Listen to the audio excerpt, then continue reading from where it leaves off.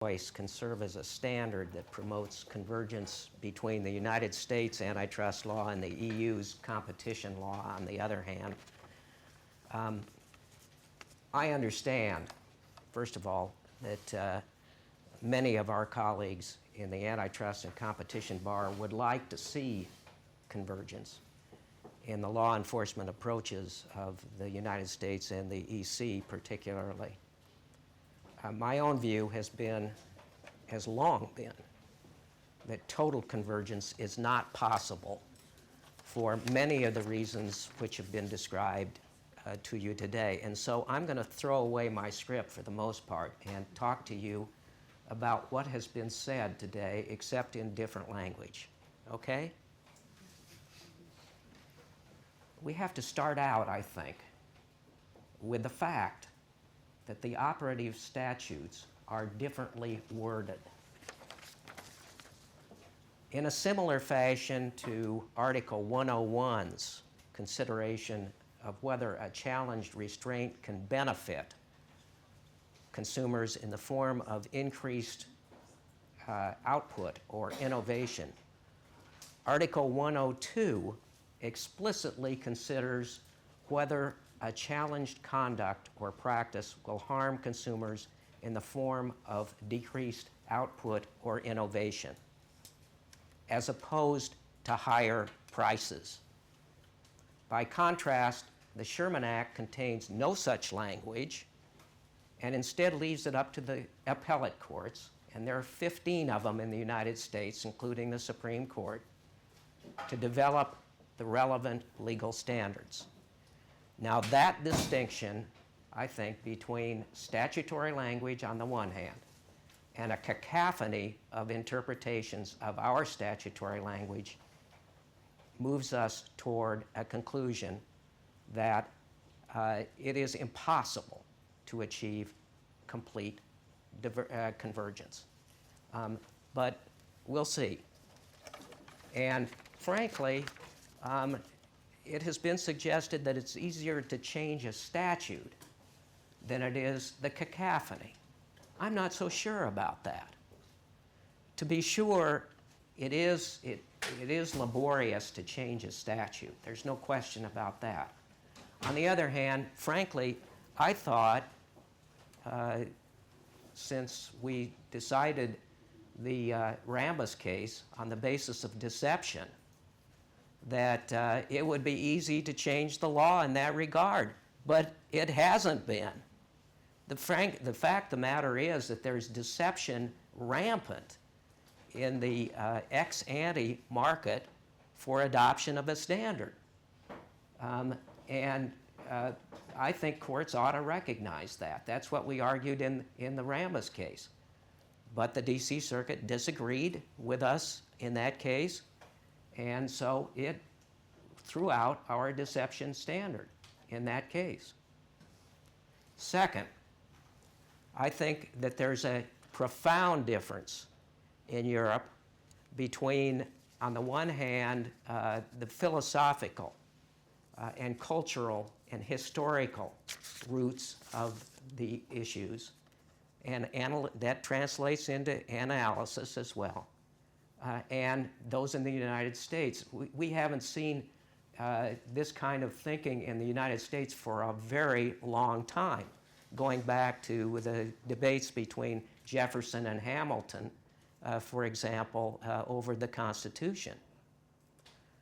On the one hand, consider the ordoliberalism of the German school, which has been described today. On the other hand, consider the mercantilist view of a single market, the importance of a single market espoused by the French. And then consider our own view in the United States that price is king, that's born out of the Chicago School. So I don't agree that we can achieve uniformity, convergence, if you will, through simply a consumer welfare prescription. And indeed, I don't even think that the regimes agree on what consumer welfare means. To be sure, the order liberals have posited a very broad view of consumer welfare in terms of competition. They arguably would include in the definition of consumer welfare everything that could affect consumer welfare, including consumer choice.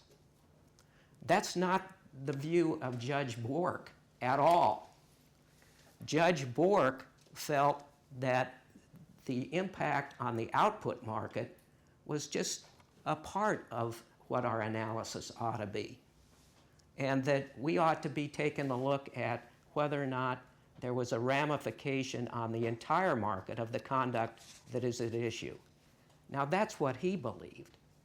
And as for the notion that Weyerhaeuser laid that to rest, and that Greg Worden from the Justice Department laid that to rest, I don't agree with that either. To my way of thinking, Weyerhaeuser is about as opaque an antitrust case as you'd see. And Greg Worden's views about that case have changed from time to time. They include, to be sure, the notion that total welfare is the standard, and that consumer welfare, welfare in the output market, is just a fraction of what we have to consider. On the other hand, Justice Thomas, in the Weyerhaeuser case, said specifically that it was impact on the output market that had to be shown. Now, that would be true consumer welfare, welfare of an end user, not welfare of somebody along the line. So I'm not at all sure what that means, and frankly, I'm not sure what Greg thinks it means either, because he's said both things on a number of occasions. Okay, so you have this difference between, on the one hand, the history and culture of Germany, the history and culture of France, the history and culture of the United States. I also have to emphasize that the European community has come to the notion that Chicago school thinking is a good thing, with its emphasis on price. I think it's a good thing too. The problem is that the Europeans came to this conclusion about 20 years after we did, because we embraced the Chicago school in 1976 in the UCLouvain case. The Europeans did not embrace it until, frankly, I think Roller came to the EC in the mid-90s.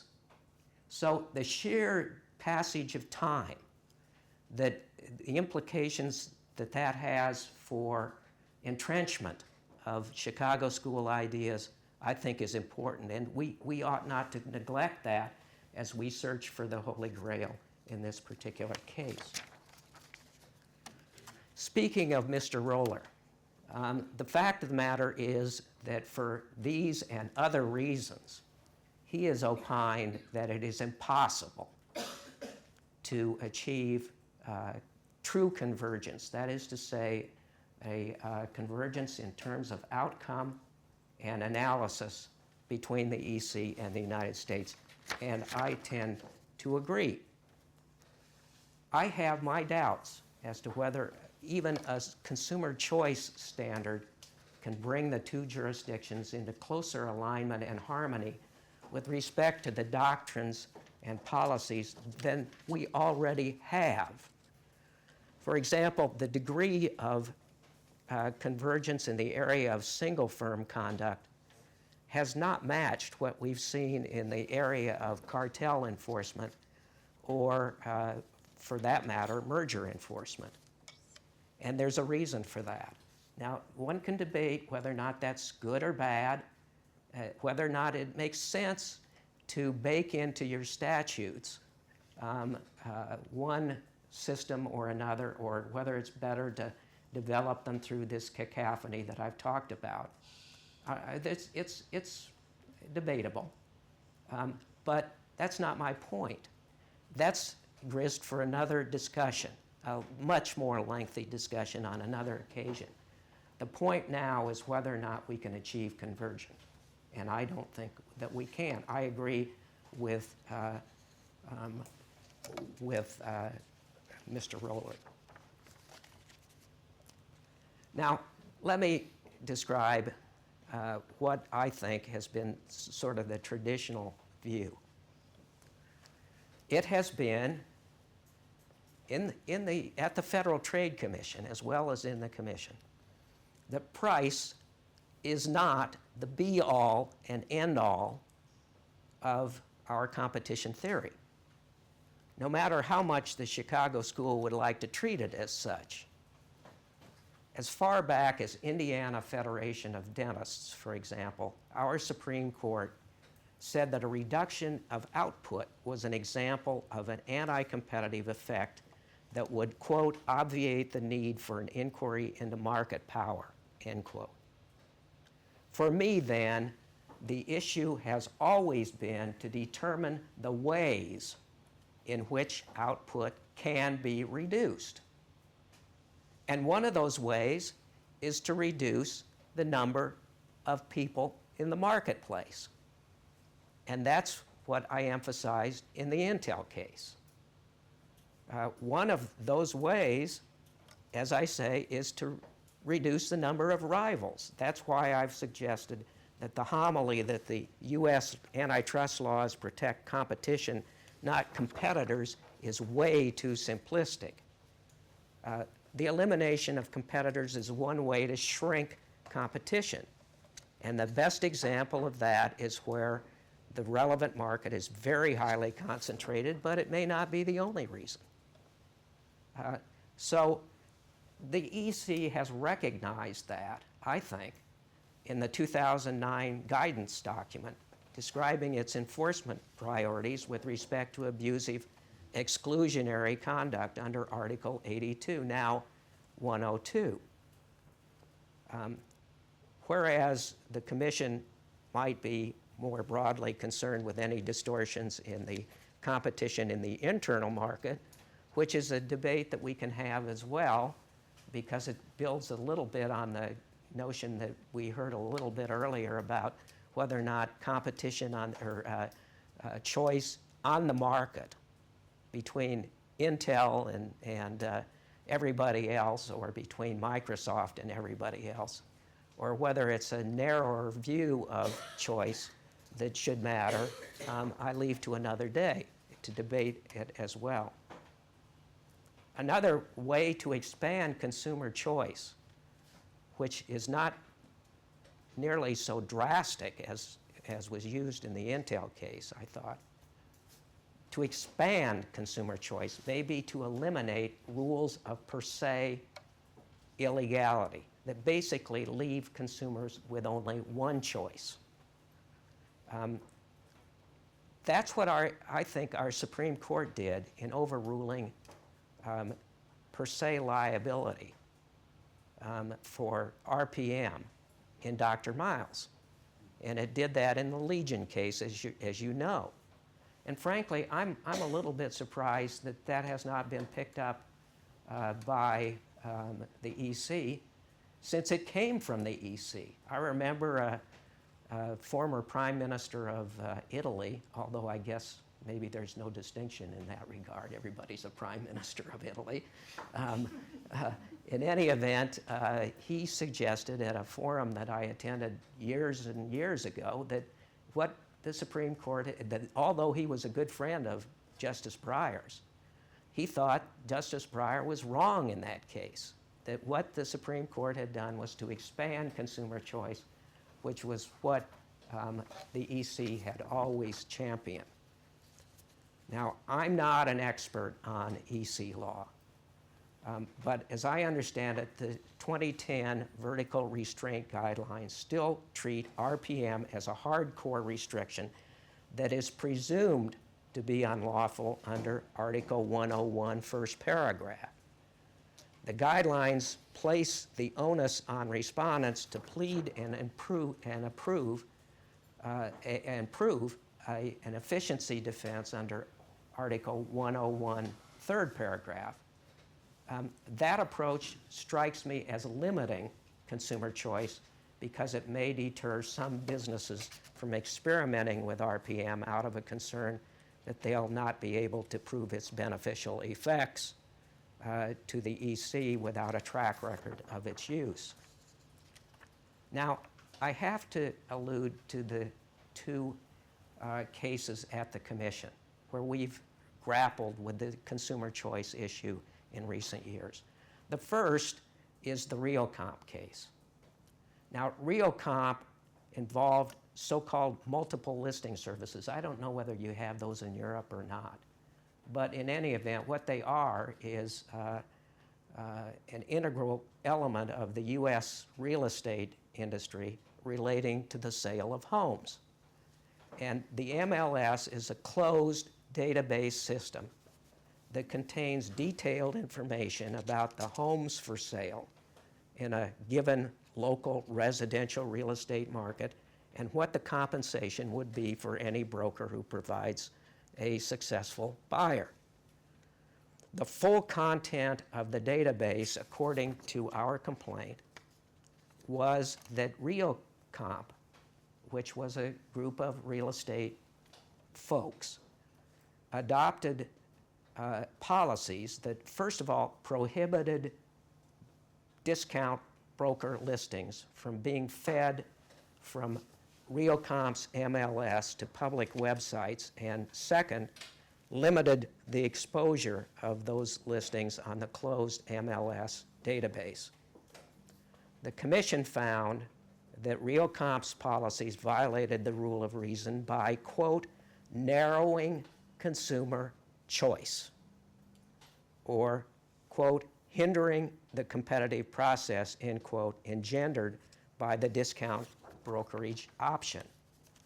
Realcomp petitioned the United States Court of Appeals for the Sixth Circuit to review our decision for error, and the Sixth Circuit denied the petition, agreeing with our findings that Realcomp's policies did harm competition by severely restricting consumers' access to lower discount brokerage listings which were not available on the most important of the Realcomp public access.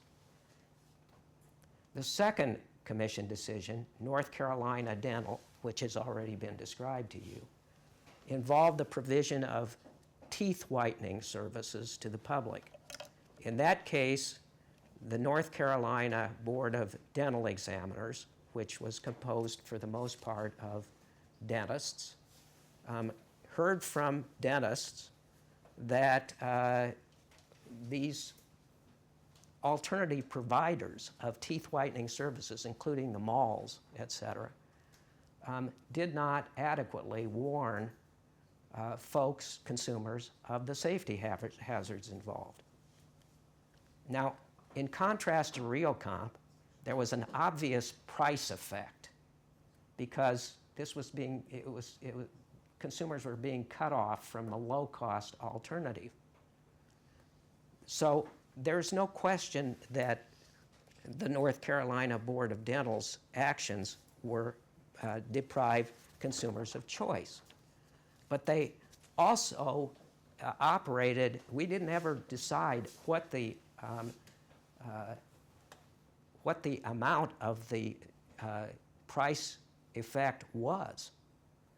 We just decided that confining consumer choice the way that this practice did was good enough to impact competition. And that case, as Neil has said, is now on appeal. Now, very briefly, I'd like to discuss the three of the consumer protection issues that Neil touched upon. Sometimes these are called animal spirits. by Professor Schiller et al.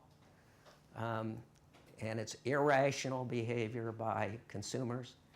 Sometimes economists describe it as heuristics, which is a highfalutin word, I think, for animal spirits, if you will. But in any event, it involves consumer behavior on the buy side. And it is a branch of this new science that's called behavioral economics. It's different from the Chicago School, very different. My first example from the BE literature has been referred to as choice overload or hyper-choice. And that concept refers to the notion that our friend my colleague from England talked about first, that consumers are able to process only limited amounts of information in making a choice, and therefore too many choices or too much information about the available choices may overwhelm a consumer and be counterproductive to competition on the merits. In my enforcement examples, I don't think we were looking at a potential problem of choice overload, but we have to be mindful of that concept, in my judgment.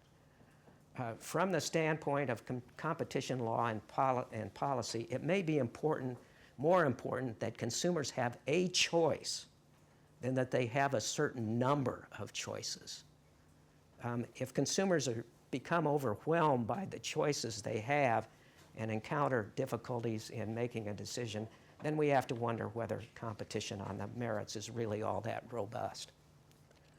Another example from the BE literature has been referred to as default bias or status quo bias. That is to say, consumers presented with a number of options often stick with what has been made the default instead of evaluating all the options equally and choosing among them. For that reason, incidentally, the Commission has long frowned on negative option plans that don't clearly and conspicuously disclose all of the elements, including the positive and negative elements of staying with the plan. So it's concerned about that. But the best example of that occurred just last week, I think, in the Microsoft turning on its browser to a default settlement. That had the effect of, first of all, depriving consumers of the possibility of making their own choices because Microsoft had already made it for them. Secondly, it threw a wrench into the standard-setting organizations' efforts to develop a compromise between the consumer community on the one hand and the various sites that had to receive these signals and honor them from the browsers because it made it impossible, basically, to get anything except a default settlement or a default setting from Microsoft. So the default settlement, in my judgment, despite what our chairman said, it set consumer choice back a good long ways. But stay tuned for that because there's currently a huge battle that's growing between Microsoft and the site and advertisers in the United States, so we'll see how that one goes. The third and final example from the BE literature has been referred to as the optimism bias. This term describes the tendency of consumers to be, and it's been described for you today, to be overly optimistic when making various decisions for themselves, including overestimating how much they'll use a good and underestimating how much it'll cost them.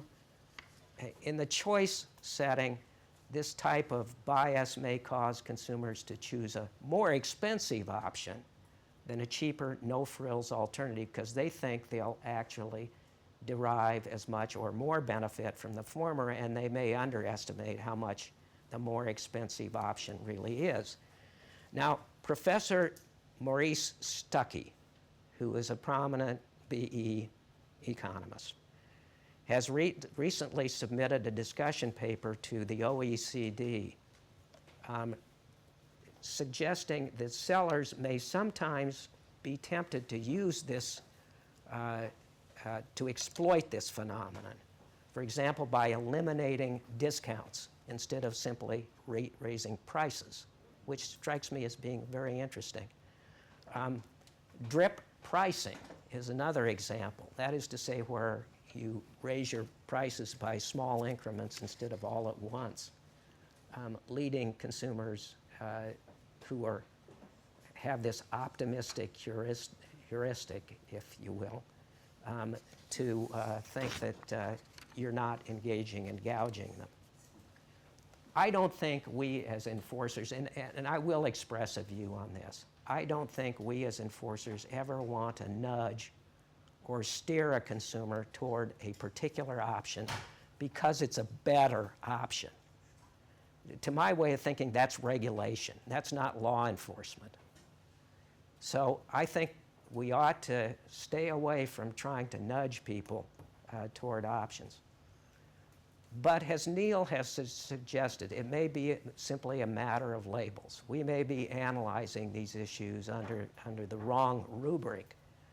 Because if, in fact, consumers ignore the options presented and stick with what is the most popular, or the default, or what seems like the cheapest when it may in fact not be, they may not be doing any favors at all, nor would we be doing any favors by nudging them toward those outcomes either. Thank you very much.